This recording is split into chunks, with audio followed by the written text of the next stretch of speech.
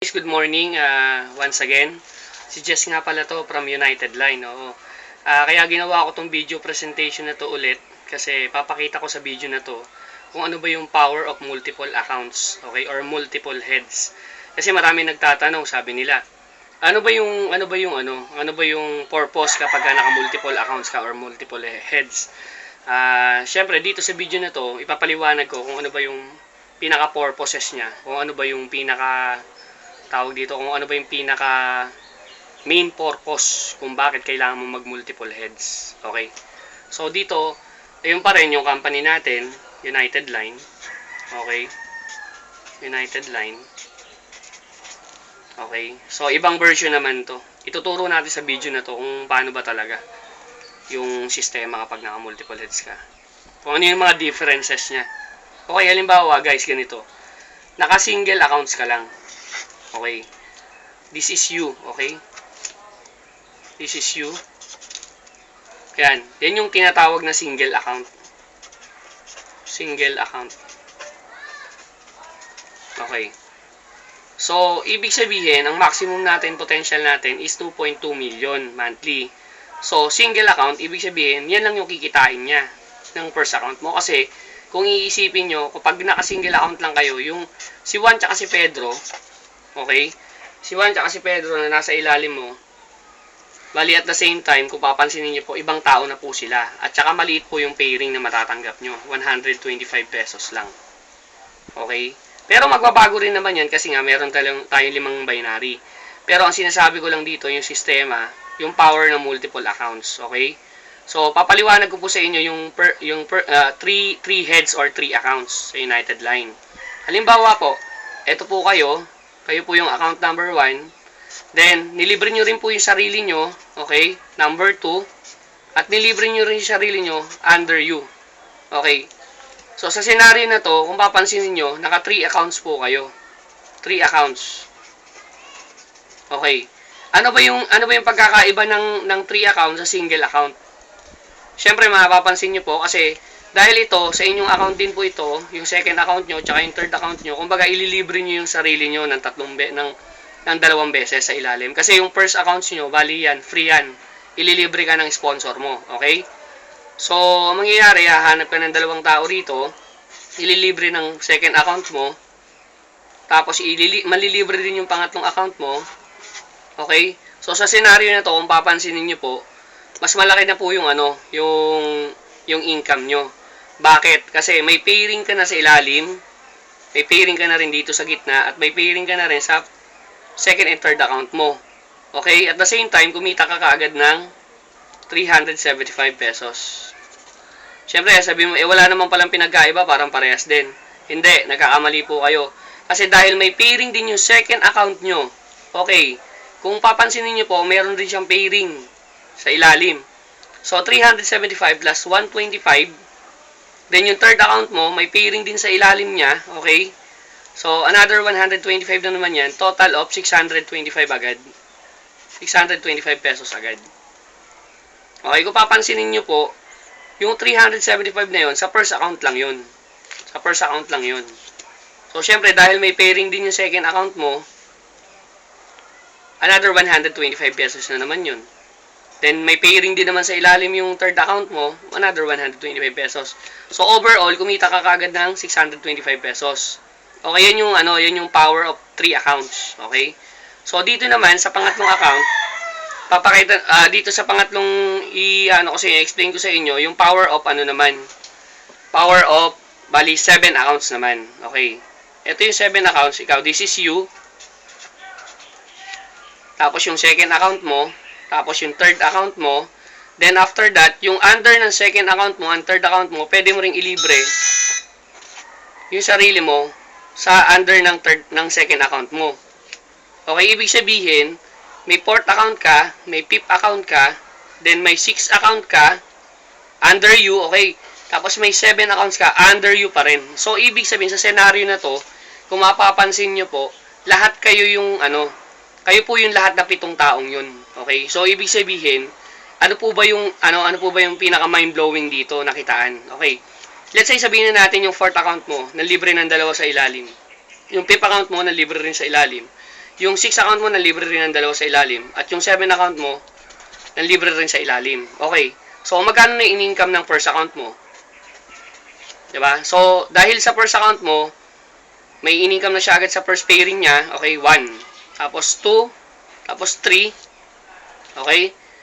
4. 5. 6, 7. So, naka 7 na siya. So, pag ita-times mo yung 125 times 7, okay, so, ano yan, bali, 125 times 7, bali, kung kukomputin nyo po, bali, 250, 250, tapos 250, 750, 825 po agad. Okay, so 825 agad. So, ang maganda po nun, kita pa lang ng first account nyo yun. Kasi naka 7 heads nga po kayo or 7 accounts.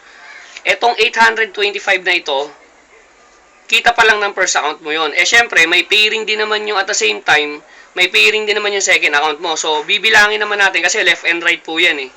Kung papansin niyo, left and right yan. So, syempre, may pairing din naman yung second account mo na isa, 1, 2, 3. So, 375 plus 125 yun ha. Yung sa first account mo. Yung second account mo, kumita ng 375. Dito sa third account mo, ganun din. Same as usual. So, kung bibilangin po natin, yung pairing niya, isa, dalawa, tatlo. So, another 375 na naman yan. Okay. Eh, syempre, paano naman yung fourth account mo, yung fifth account mo, yung sixth account mo, at yung 7 account mo? Also, may tigwa 125 pa rin sila na income. So, another 250 na naman yun. 250 sa 125 sa fourth account mo, tapos fifth account mo, 125, so 250. Tapos sa sixth account mo, may 125, so 375. Sa 7 account mo, meron pa rin siyang income na 125. So, kung pagsasamahin niyo po yan, bali 500 lahat. Okay, kasama na po yung ano. So, kung papansin niyo po, 825. So, sa first account nyo, tapos yung 375 sa second account nyo, yung another 375 sa third account nyo, at yung 500 dun sa 4th, 5th, 6th, 7.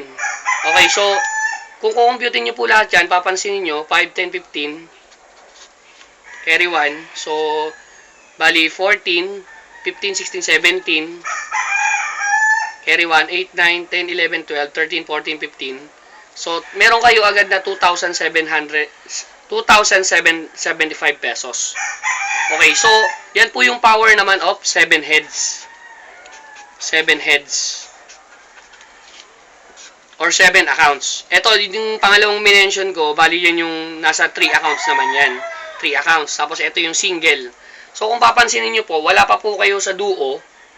Hindi pa po kayo naka-duo, pero ang laki na agad ng income nyo. Kasi nga po, naka-multiple heads or multiple accounts kayo. Ito po yung pinakamalupit sa lahat. Paano naman kung naka-15 heads ka or 15 accounts? Okay? This is you. Tapos, ikaw rin yung nasa ilalim. Ito yung first mo. Tapos, yung second mo. Third mo. So, syempre, yung under nito, ikaw pa rin yan at the same time. Tapos, under nito, ikaw pa rin yan at the same time. Tapos, so, 1, 2, 3, 4, 5, 6, 7 accounts. Ito yung 6 mo. Ito yung 7 mo. Ito yung ano mo, 3, 1, 2, 3. Fourth account mo, 5, 6, 7. So, syempre, malilibre din ng dalawa. Ikaw pa rin yun, yung ilalim. Okay, ibig sabihin, ito yung pang 8 mo, pang 9 mo. At the same time, ikaw pa rin yung pang 10. Then, ito yung 11 account mo, pang 11 mo. So, ito yung pang 12 mo. At ito yung pang 13 mo. At ito yung pang 14 mo. At ito yung lastly, pang 15 accounts mo. Paano naman pag gaganyan ng senaryo? So, medyo malaki na yung kitaan pag gaganyan sistema. Kasi kung iisipin nyo, libre kayo ng 15 beses sa sarili nyo. Kasi unang-una, isipin nyo po, kayo pa rin yung under. Kumbaga, kayo lahat to. This is you. You. 15 heads ang tawag dyan, or 15 accounts. So, paano naman yung kita pag gaganyan, naka 15 heads ka? Kung bibilangin nyo po yan, sa first account nyo pa lang, kumita na agad yung first account nyo ng isa, dalawa, tatlo, apat, 5, 6, 7. Okay, so pitong 125 po yun. Sa first account nyo pa lang. So, kung i-ano nyo, 825 po yun. 825. Okay, syempre, etong 8, 9, 10, 11, 12, 13, 14, 15. May tigdadalawa rin naman po yan sa ilalim. Kasi yun na yung mga ibang tao. Okay? May tigdadalawang tao na rin yan na ililibre. Yung 8 accounts mo, malilibre ng dalawa. Yung 9 accounts mo, malilibre ng dalawa. Ito na yung ilalim, iba na to. Kumbaga, ito, ibang tao na tong mga to kung papansinin nyo po sa video. Okay, so yung syempre, 8, 9, 10, 11, 12, may lilibre rin na dalawa. Tapos yung pang 13 mo, may lilibre rin na dalawa. Tapos may lilibre rin na dalawa. So may lilibre na din na dalawa. So kung papansinin nyo, times 2 na agad. 2, 4, 6, 8, 10, 12, 14, 16. So, ayan po yung under nila. Okay? So, syempre, bibilangan din natin yung income ng first account mo. Bali, ang sinama ko pa lang kanina kasi yung hanggang, yung ikaw pa lang. Kumbaga, hanggang 15 accounts mo. Ngayon, kung bibilangin mo yan, kung ilang pairing yan, so, bali, 1, 2, 3, 4, 5, 6, 7, 8. So, 8 pairs. Yung 825 na yun, hanggang 15 accounts lang yun. Ngayon, kapag ang scenario dito, kapag nanlibre na yung nasa, yung 8, 9, 10, 11, 12 hanggang 15 mo, so, ipa-plus mo na yun. So, may 8 pairs siya. 1, 2, 3, 4, 5, 6, 7, 8. So, 8 pairs. So, kung ita-times mo yun, 125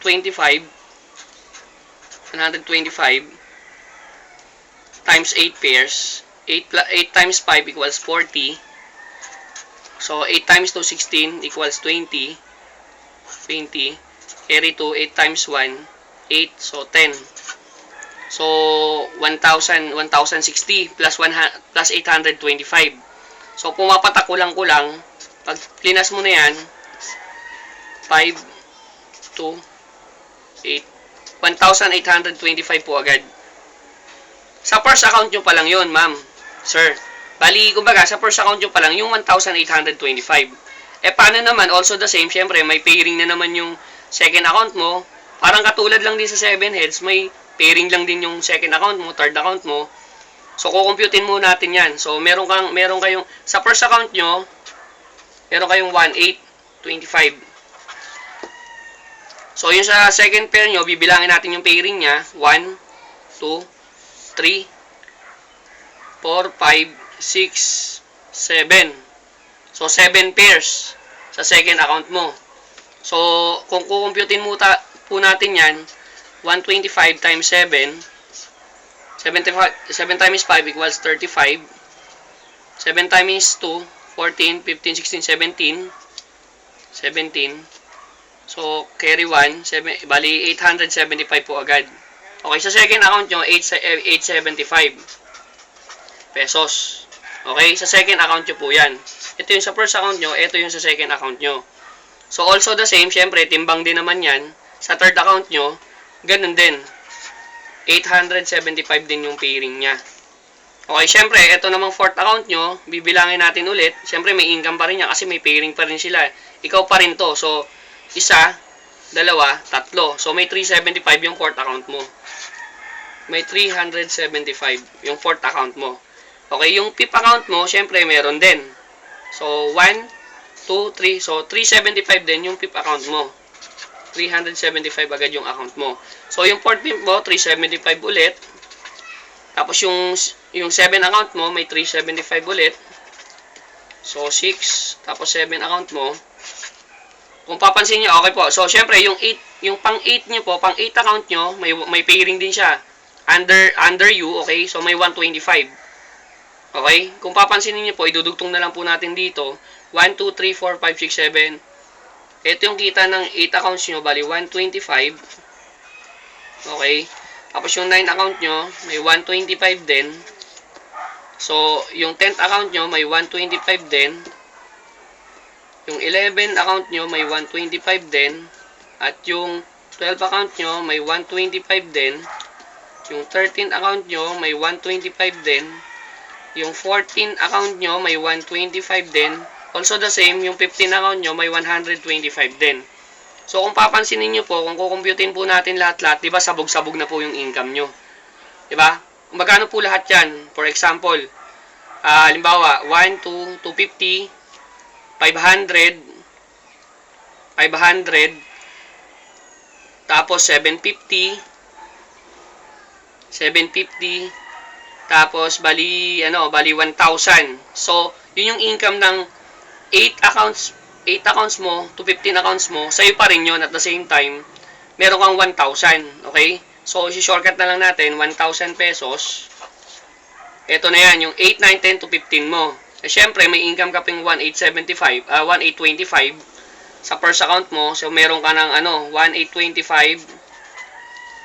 So, meron ka na agad maliwanag na 2,825. Eh, syempre, may kita ka pa rin dito, 875 plus 875. So, 1,600, bali 1,750. Okay, 2,825. Paligtarin natin ha. 2,825 plus 1,725. Okay?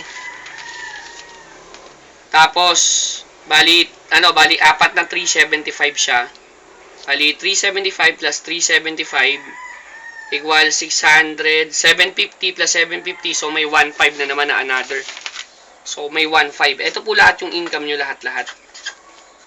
So, pag tinotal nyo po yan, ito po yung 15 accounts po 15 accounts. Ayan, 15 accounts po yan. Yan po yung income nyo. Kung papansinin nyo po, ang laki na masyado 10. Bali, 2, 4, 5, 8, 15, 20, carry 2, 2, 4, 5, 6. So, meron ka kaagad na 6,050. Kasi nga po, kaya nangyari yan, isipin nyo po yung isang bangga nyo lang, meron kayong 650. Meron kayong agad na bali, meron na po kayo agad na 6,050. Sa 15 heads nyo. Kasi lahat ng accounts nyo under you, may pairing din sila at the same time. Kaya nangyari yung mga ganun. Although medyo malaki yung puhunan, pero actually, sabi nga nila, pag malaki yung puhunan, di ba, mas, sabi nga nila, medyo mas, parang kumbaga, pag mas marami yung tindahan mo, mas malaki yung income mo. Ibig sabihin nun, parang may leverage ka pa rin. Okay, so kaya ako to, para hindi rin maguluhan yung iba, yung mga ibang ka-United natin, kasi nga, at the same time, lagi naman sinasabi, nasanay na kasi sila sa single account. Single account, walang problema, kasi ang maximum income niyan, 2.2 million. Okay.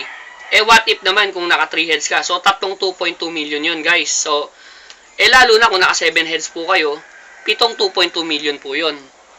Ito po pinakamalupit. Kung naka 15 heads po kayo, ibig sabihin, 15 2.2 million po yun. So, ano po mas malaki? Single account? 3 accounts? 7 accounts? Or 15 accounts? Siyempre, sabi nga nila, ba't ba tayo pumasok sa ganitong sistema para kumita ng malaki? Diba? At the same time, maliit yung puhunan. Kumbaga, ito yung tinatawag na small capital, big income. Okay? So, kaya ko lang naman yan ni-release tong video na to ngayon para may idea rin naman yung mga ka-United natin kung paano ba yung power of multiple. Kasi may marami nagtatanong sa akin na sir, ganito, ganon. Paano ba yung proseso na So, dito sa video na to, actually, maliliwanagan nila kung ano ba yung sistema, kung paano ba yung sistema kapag naka-multiple heads ka or multiple accounts. So, paano guys? Maraming salamat hanggang dito na lang. More videos to upload. Maraming salamat. Power morning sa inyong lahat.